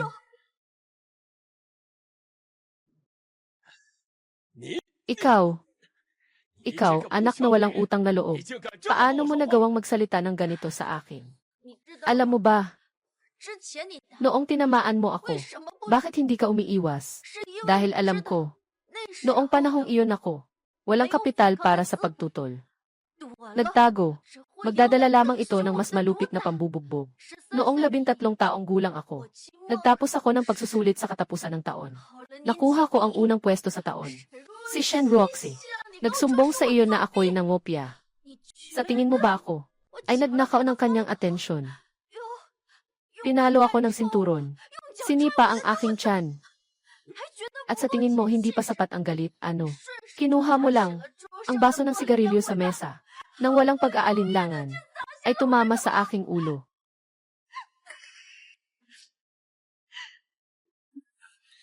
Ako'y puno ng dugo. Nagumagapang palabas ng bahay na parang aso. Narinig ng kapitbahay na tiyahin ang ingay. Hindi siya makatiis. Kaya tinawagan niya ako ng ambulansya. Sinuri ng doktor. Sabi niya ako, pagdurugo sa loob ng utak, pagkalog ng utak, bitak sa bungo. Kung nadelay pa akong kalahating oras, baka pati buhay ko mawala. Karapatan mo rin yan. Sino ang pumilit na apihin si Ruoxi at agawin ang kanyang pansin?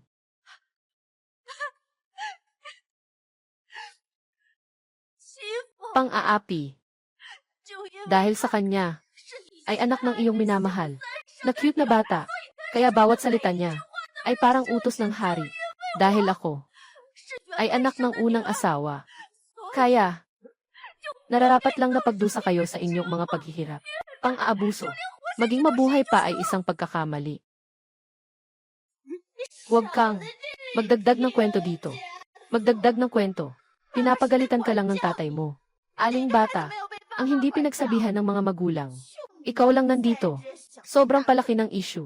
Pagsasaway. Napakamasiglang pagsasaway. Na pagsasaway. Bakit hindi siya kailanman? Hindi nila kayang disiplinahin. Ikaw ba? Mula pagkabata. Nagtatakas ka sa klase. Nakikipag-away. Nang bubuli ng kaklase. Kailan ba siya hindi? Nagpapanggap na nagproprotektahan sa'yo. Dahil dito, ikaw ang paboritong anak na babae niya. Kaya kahit nagkakamali, parang napaka-natural lang. Ngunit, wala nang pakialam dito. Ngayon, lahat ay hindi na pareho. Ngayon, ako. Matagal na akong hindi iyon. Basta-basta na lang pinapalo. At hindi makabawi na batang babae. Talagang nagbago na ang mundo. Ngayon, kailangan kitang turuan ng leksyon. Hindi papayagan ang anak na walang respeto sa magulang na ito. Ipapakita ko sa iyo sa bahay na ito. Sino ang tunay na tatay?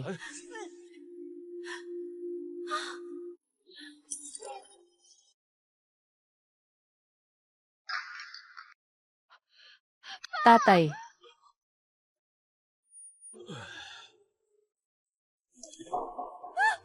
Tatay, sabi ko na, kung may maglakas loob pa, harapin ako. Kung galawin mo kahit isang hibla ng buhok ni Mengmeng, kukunin ko ang buhay ng sinuman. Hindi pa. Tatay, gising ka na. Tumingin ka sa akin. Gising ka na. Ako si Ruoxi. Dugo. Ang daming dugo. Tulungan niyo ako. Siksuwang dao na. Parehong eksena. Ngunit ang taong ito ay ikaw na. Shen Jiangu. Ang iyong kaparusahan. Dumating ng napakabilis. Su Wang. Sinaksak mo ang tatay ko. Ikaw, maliit na masamang bata. Siya ang unang umatake kay Mengmeng. Nagliligtas ako kay Mengmeng. Nagliligtas. Nahulog ka sa babae na ito. Na parang naakit ka. Ginagamit ka niya. Mula sa simula, ginagamit ka na niya. Babae, kung hindi dahil sa'yo, hindi mamamatay ang tatay ko. Kung hindi dahil sa mga ilusyon mo, hindi ito mangyayari. Tama na. Lahat ng ito ay dahil sa inyo. Nasanhi, ikaw ang unang nang-api kay Mengmeng. Kami ba ang nang-api sa kanya? Su Huang, hindi mo ba pwedeng buksan ang mga mata mo? Tingnan mo, ito na nakahiga sa lupa. Aking tatay. Dugo ang umaagos, aking tatay. Babae, sana'y ikaw ang may kasalanan. Gagawin kong magbayad ka. Sana'y ikaw ang may kasalanan, gagawin kong magbayad ka. Babae, gusto kong hindi ka magtagumpay. Kahit maging multo, hindi kita palalagpasin. Hindi kita bibitawan. Pupunta na ako sa presinto ngayon, para makulong kayo ng matagal. Ikaw at Siksu Wang, walang makakatakas. CJ, pumunta ka. Naghihintay ako. Tama lang. Hayaan mong makita ng lahat kung paano siya bilang ama. Sa mga taong ito, ay paano niya ako tinrato. Pupunta na ako sa istasyon ng pulis. Maghintay ka. Gagawin ko kayong magbayad. Maghintay ka sa akin. Maghintay kayo sa akin. Pupunta ako para magulat.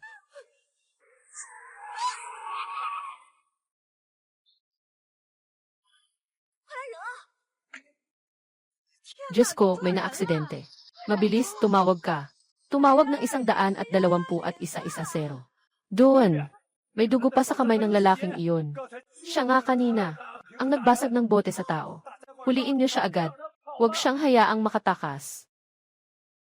Ginoong Xu, sumama ka sa amin.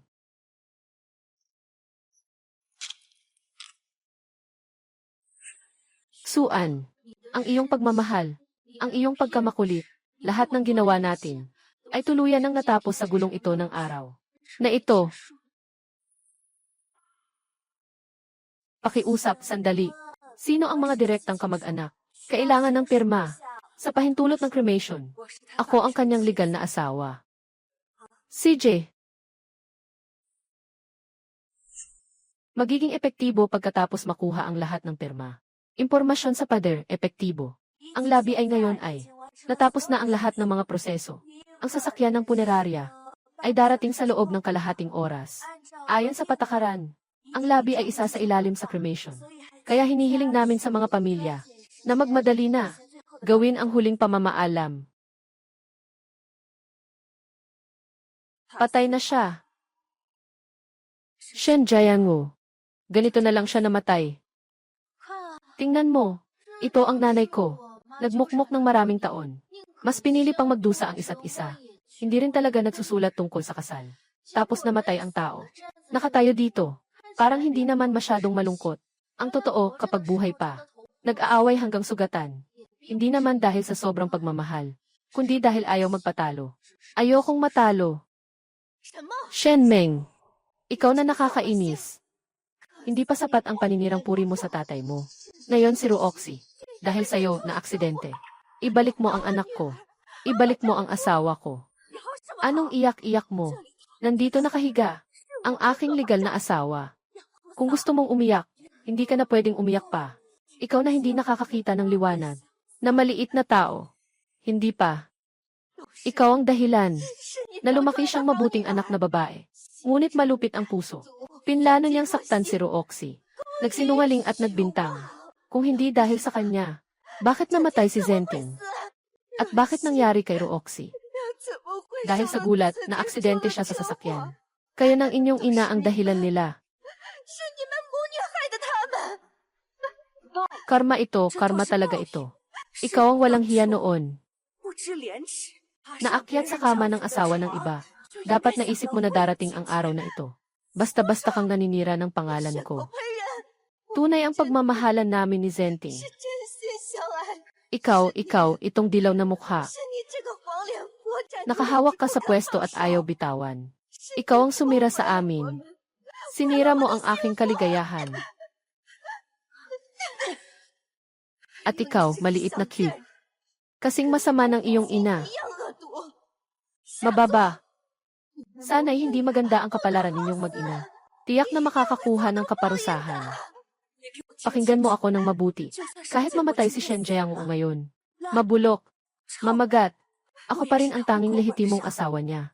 Sa kanyang household registration. Ako ang may karapatang pumirma para sa kanyang cremation. Yung nagdadala ng uri ng abo. Para sa'yo naman. Ikaw ay palaging isang. Hindi karapat dapat na harapin. Isang taong nasa dilim, pangalawa. Nakakatawa at nakakalungkot. Nag-aaway buong buhay. Ngayon, lahat ay malamig na. Maaari pa bang makipaglaban para sa isang pangalan? Parang dalawang asong ligaw na nagtatalo sa bulok na karne. Sa mga sandaling ito, itinatago niya ako sa likod niya. Hindi ito para sa proteksyon. Gusto lang niyang hindi matalo.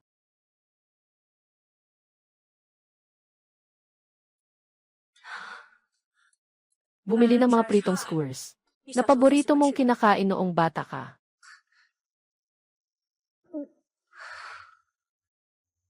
Para.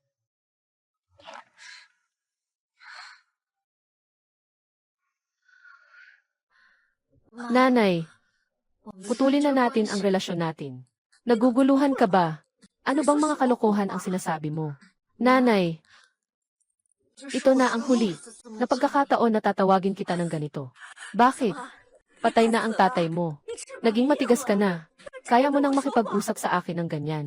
Sa mga nakaraang taon, Hindi mo man lang ako tinanong. Kung malamig ba o gutom ba, marahil hindi mo kailanman nalaman. Simula pa noong ako ay 12, naglilingkod na ako sa isang kainan. Nagtatrabaho ng iligal. Nagsisiksik ng pang-araw-araw na gastusin. Ang tubig sa taglamig ay napakalamig at sumisirit sa buto. Sa aking mga kamay, nagkaroon ng nana ang mga frostbite. Mabait ang may-ari ng tindahan. Pinayagan niya akong gumamit ng mainit na tubig. Pero natatakot akong gumamit ng mainit na tubig ng mas matagal. Pero natatakot akong gumamit ng mainit na tubig ng mas matagal. Pero natatakot akong gumamit ng mainit na tubig ng mas matagal. Dahil baka bawasan ang sahod ko. Hindi ko kailanman nagawa iyon. Wala. Noong panahong iyon, kahit ang pinakamurang pamahid para sa frostbite na 5 piso, ayaw ko pang bilhin. Alam mo ba kung gaano ako katakot? Noong unang beses kong nagkaregla, ang mga babae sa paaralan ay gumagamit ng mga sanitary napkin na maganda ang pagkakapackage. At ako, alam mo, 10 yuan. Isang pakete ng mga nakabukas na sanitary napkin. Walang hiwalay na pakete, magaspang. Kaya't nakakabraso ang loob ng hita. Gumamit ako nito ng 6 na taon. Kaya, yung mga luma at walang kwentang mga bagay, may kabuluhan ba?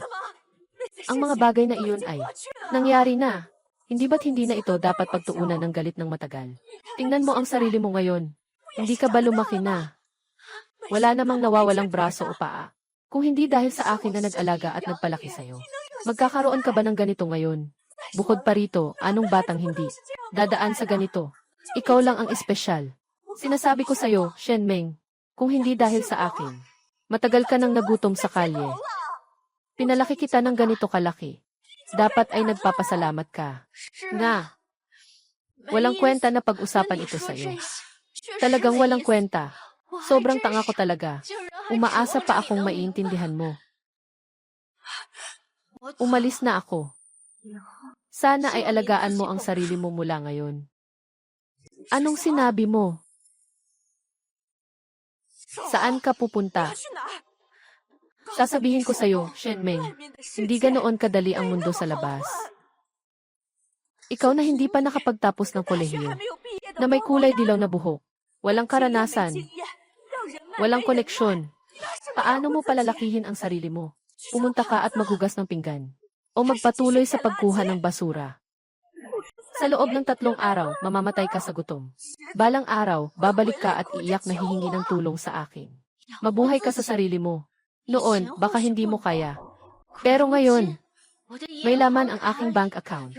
Karaniwang tao sa ilang buhay, hindi makakamit ang kayamanan. Nasa aking bag. Ang liham ng pagtanggap mula sa pinakamataas na universidad sa mundo. Sa wakas, maaari na akong tumayo ng tuwid. At tunay na ipakita ang anyo na nais ko. Paano ako mabubuhay? Kung mabuti o hindi. Mula ngayon, wala na kayong kahit anong kinalaman. Tama, may isang bagay na matagal ko nang nakatago sa puso. At ngayon lang ako nakasabi. Tama ang sinabi ng ina ni Shenru Oxy. Hindi kailanman kami minahal ng tatay ko. At ang sasabihin ko ngayon, hindi lang tatay ko ang hindi ka minahal. Hindi rin kita mahal. Hindi kailanman minahal.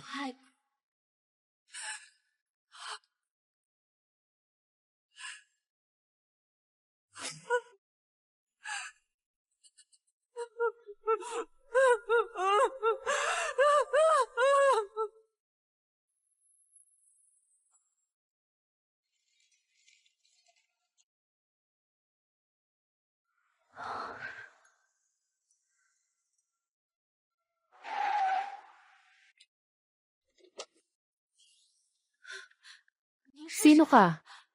Para lang kumita ng pagkain.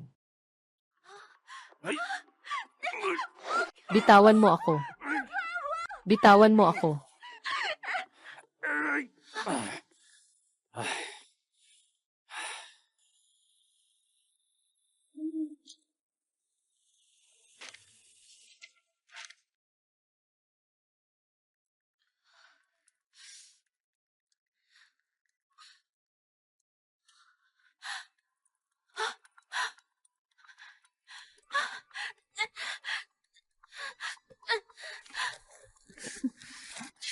Finally, gising ka na.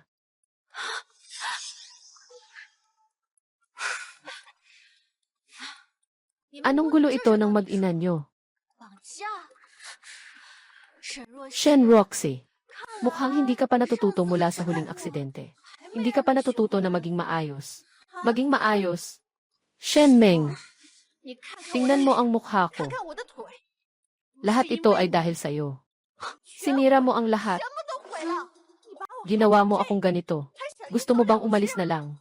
Nangangarap ka. Hindi pa. Lahat ay nasira. Dahil sa'yo, ganito na ako. Gusto mo pang umalis ng basta-basta. Nangangarap ka. Ako ang dahilan. Shen Roxy, lahat ng ito ay dahil sa'yo mismo. Maliit na cute.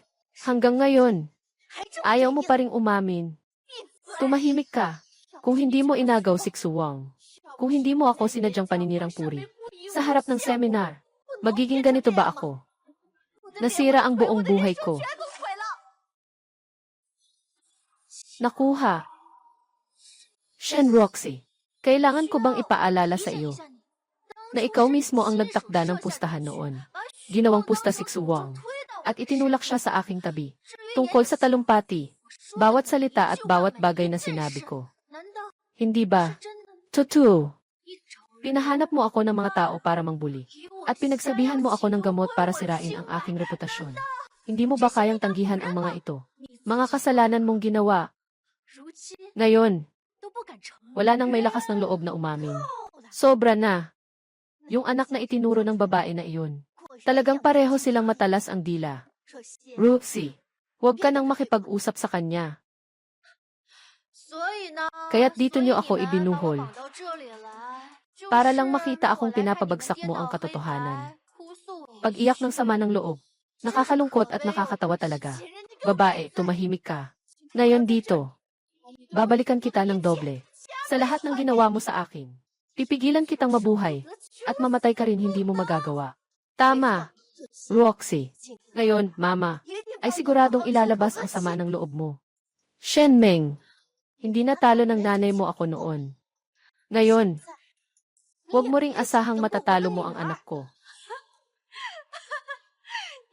Sa wakas ay umamin ka na. Umamin ka na ikaw ay isang masamang tao. Umamin na. Ang anak mo ay katulad mo. Gumagamit lamang ng mga maruruming taktika. Babae, gusto kong punitin ang iyong bibig. Babae, gusto kong punitin ang iyong bibig. Bakit hindi ka nagsasalita? Kanina, ang dami mong sinasabi. Babae, tingnan natin kung anong masasabi mo ngayon. Huwag kang magmadali. Huwag kang magmadali. Huwag kang magmadali. Mas magandang eksena ang darating. Nakausap ko na ang kanyang ina.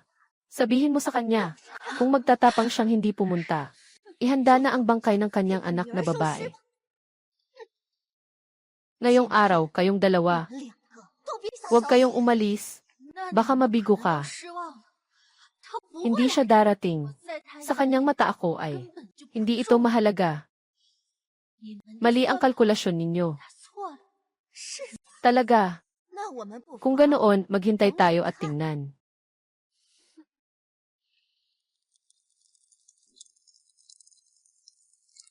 Mukhang hindi na darating ang matandang babae. Hindi na siya makakapagligtas sa kanyang anak. Mas mabuti pang huwag na tayong maghintay. CJ, dahil hindi naman alintana ng babae yun. Kukunin ko na muna ang anak niya, bago ko siya alisin. Shen Meng, sabihin mo, saan ko sisimulan ang pagdungis sa mukha? Sa kaliwa ba? O sa kanan? Malapit na, konting-konti na lang. Pero, nahihirapan akong makakuha ng pagkakataong makalipad. Hindi ako pwedeng mamatay dito. Diretso dito. Huminto ka. Hindi. Tigilan mo. Paano siya nakarating dito? Hindi ba siya? Hindi kailanman nagmamalasakit sa akin. Sa huli, dumating ka rin. Mukhang hindi ka rin pala ganun kasensilyo ng puso. Pakawalan mo siya. Hindi ba ako ang target mo? Hindi mo ako kinhate. Dahil pinabayaan mo akong maging maliit na tao sa buong buhay ko. Ano bang? Gusto mo bang harapin ako? Harapin kita. CJ. Pero, kailangan kong gawin ito sa harap mo. Sinira mo ang iyong anak na babae.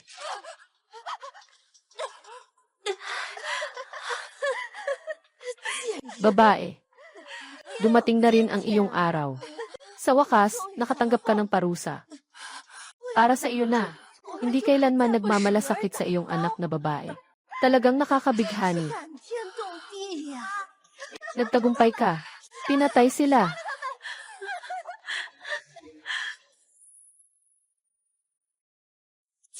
Babae, kinuha mo ang pangalan ko sa buong buhay ko. Ngayon, ihahatid ko kayong mag-ina sa daan para magkasama kayo sa daan patungong kabilang buhay. Hindi.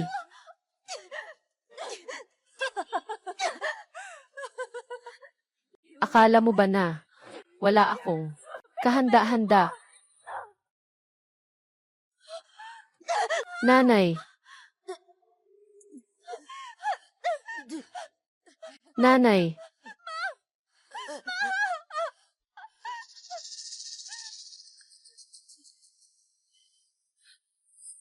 Papatayin kita. Papatayin kita. Samahan kita, inay. Punta tayo sa impyerno.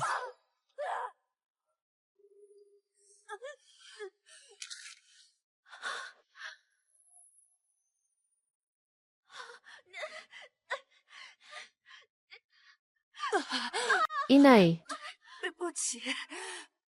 Pasensya na. Inay, huwag ka nang magsalita. Ihahatid kita sa ospital.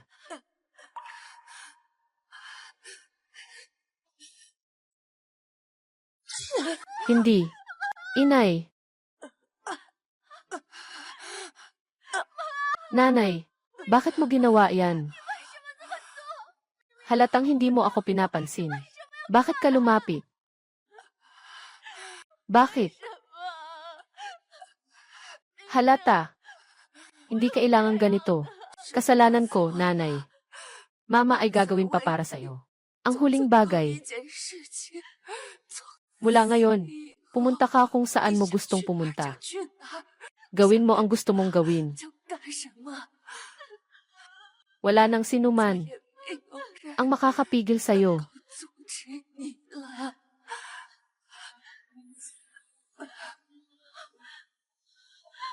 Mama.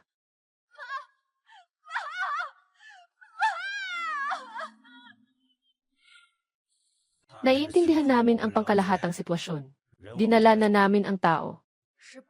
12 taon ng alitan at pag-ibig. Nagtapos na sa sandaling ito. Ngunit hindi ko kailanman naisip na ganito ang magiging wakas. Gamitin ang iyong buhay para palitan ang aking buhay.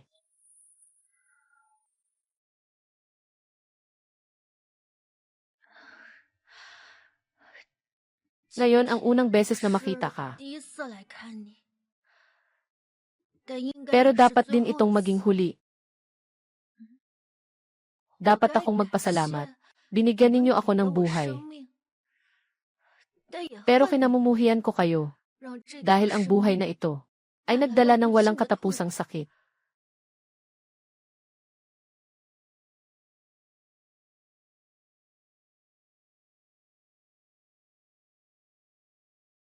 Kung magkakaroon ng susunod na buhay, sana hindi na tayo magkita muli. Mayroon tayong ganitong pagkakataon. Sapat na iyon. Aalis na ako. Pupunta ako sa isang napakalayong lugar. Ang lungsod na ito ay puno ng sakit at mga alaala. Hindi na ako babalik muli. Kamag-anak, sana iwala na kayong dalhin panggalit sa ibang mundo. At sakit. At pasakit.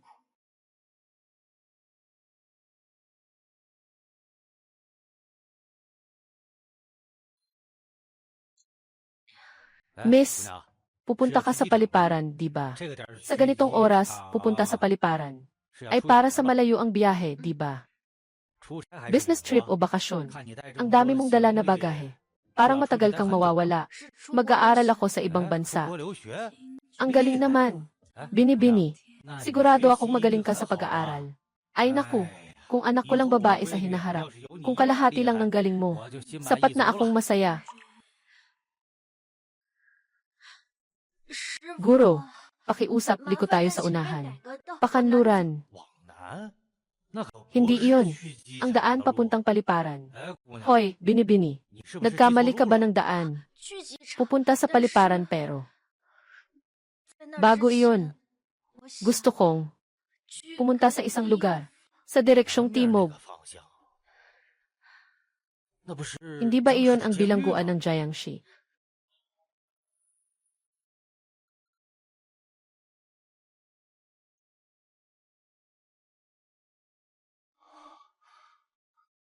Menmeng. Hindi ko akalain na pupuntahan mo pa ako. Akala ko. Sa buhay mo, hindi mo na ako gustong makita. Su Wang. Galit ka ba sa akin? Paano ako magagalit sa'yo? Meng Meng. Mahal kita. Sa buhay na ito, mula simula hanggang wakas. Ikaw lamang ang aking minahal. Kung hindi dahil sa akin. Dapat ay nasa mundo ng kasayahan at yaman ka pa rin. Patuloy na nagiging prinsipe mo. Hindi dito. Sayangin ang pinakamagandang bahagi ng iyong buhay. Kung maaari lang ulitin ang lahat, ang pinakamalaking pagsisisi ko ay hindi ko nagawa. Sa simula pa lang, na makita ng malinaw ang aking puso, na hindi sa oras ng iyong pinakamalaking kawalang pag-asa, sa oras na pinaka-nangangailangan ng tulong, palagi akong nandyan sa iyong tabi. Kung makakabalik lang sa nakaraan, tiyak na hahanapin kita sa pinakasimula upang protektahan ka, alagaan ka, pahalagahan ka. Hinding-hindi na kita muling saktan. Kahit kailan. Sayang. Sa buhay, laging walang kung. Hindi na tayo makakabalik.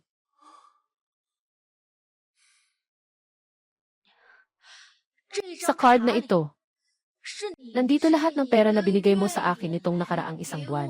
Para sa akin. Nabanggit mo. Kailangan ko pang magpasalamat sa inyo at kay Shenru Oxy. Kung hindi dahil sa maingat na paghahanda ninyo sa larong ito, baka hindi ko na kailanman makaalis. Sa ganitong buhay na puno ng puti, kayo ang dahilan.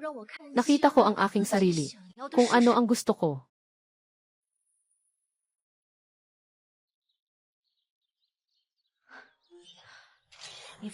Huwag kang mag-alala kapag nakatayo na ako sa ibang bansa at may kakayahan na. Tiyak na ibabalik ko ang lahat. Kasama ang interes. Hindi.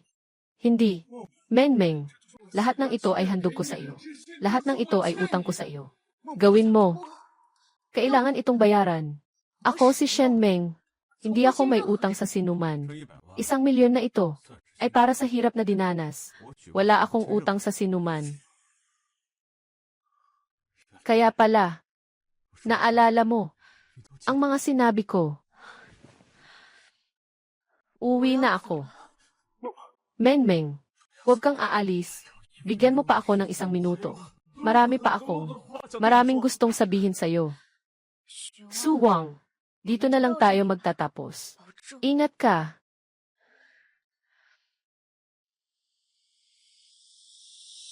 Menmeng, pasensya na. Dapat maging masaya ka.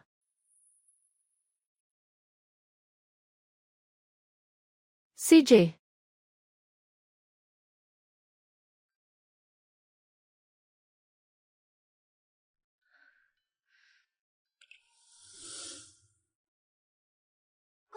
Tingnan mo. Nangangalap siya ng basura. Ang baho.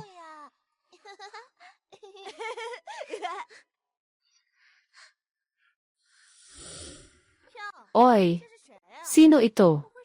Hindi yata siya yung basura nating prinsesa sa klase. Eh.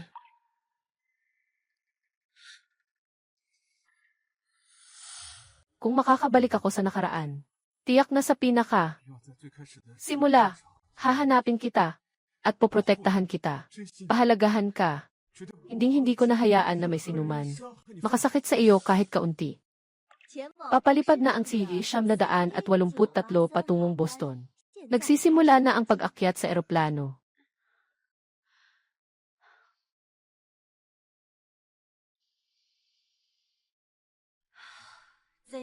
Paalam. Lahat ng sakit at pagtataksil. Nawawala simula sa sandaling ito. Iiwanan ko ang lahat ng nakaraan. Sa likod, at tunay na magsisimula ng buhay na para sa akin.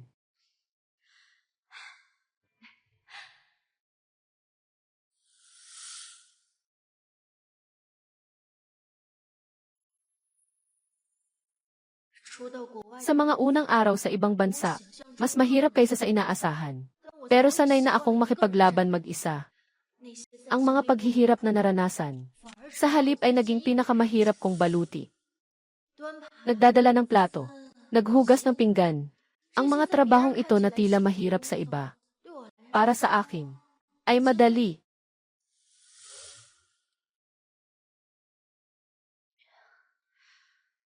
Sa mga araw at gabi sa laboratorio, ito ang pinakapanatag kong oras. Tingnan mo, walang intriga dito. Tanging purong kaalaman at katotohanan lamang.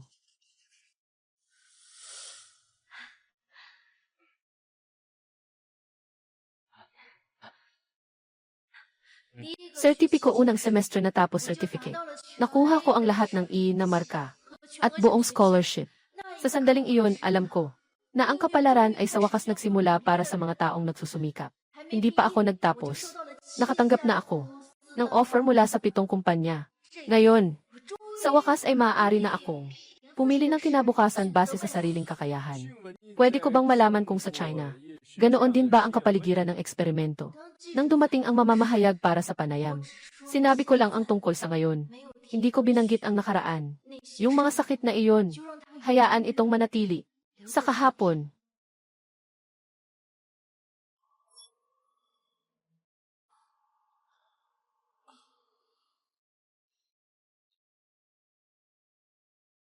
maging mabuting tao sa hinaharap. Salamat.